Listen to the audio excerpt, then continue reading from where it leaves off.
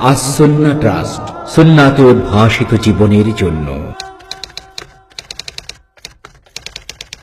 আমার প্রশ্ন হচ্ছে, আমরা জানি যে আত্মীয়তার সম্পর্ক রক্ষা করা ফরজ, কিন্তু আমরা বিয়ে শাদীর পরে আত্মীয় স্বজন ভাইয়ের সম্পর্ক ঠিক রাখতে পারি না।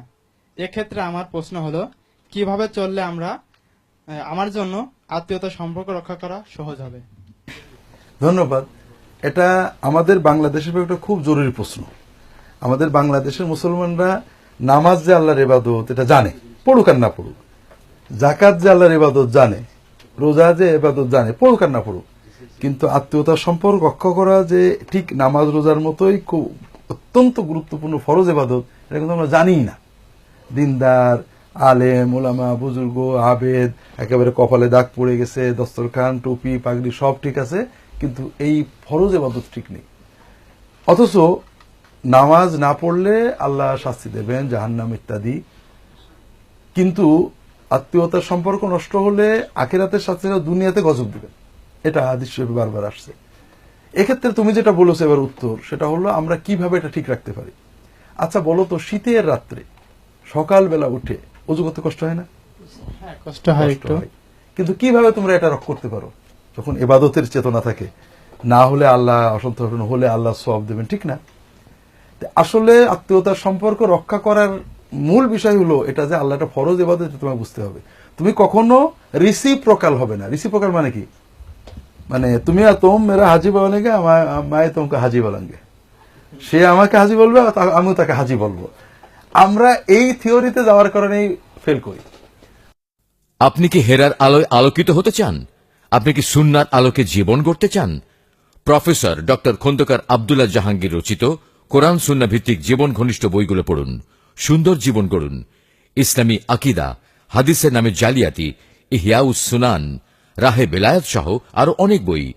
কোরআন সুন্নার সাথে থাকুন, জীবন বদলে যাবে। যোগাযোগ আর সুন্না ট্রাস্ট 01715400640। ও আমাকে বিয়ের সময় দাওয়াত দিইনি, ও আমাকে বিপদের সময় আসেনি, কেন আমি করব? কথা বুঝেছো? এই চিন্তা হলে তুমি পারবে না। তোমাকে যেটা করতে হবে, আল্লাহ আমাকে ফরজ করেছেন আমার ভাইয়ের সাথে সম্পর্ক ঠিক রাখা, ভাবির সাথে, আমার চাচাতো ভাই, খালাতো ভাই, মামাতো ভাই, চাচার সাথে আমি এর দায়িত্ব পালন করব। সে করলো অথবা না করলো, এটা তার নামাজ। সে নামাজ পড়নি বলে আমি তো নামাজ বাদ দিতে পারি না, ঠিক আছে না?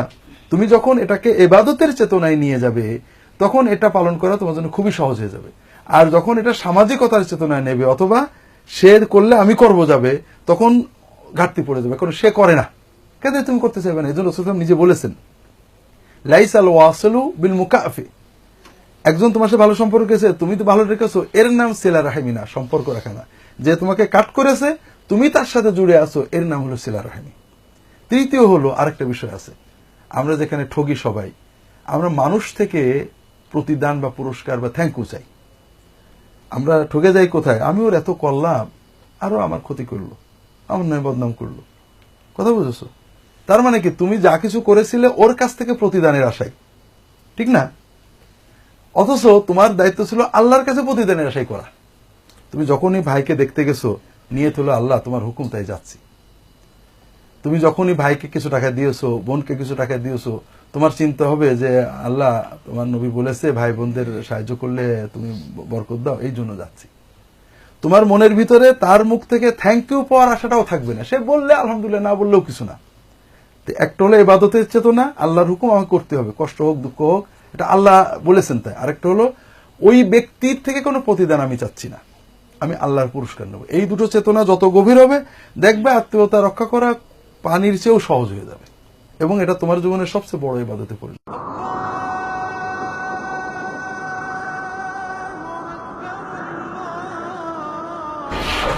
আসন্না ট্রাস্ট, সুন্নাতে উদ্ভাসিত জীবনের জন্য।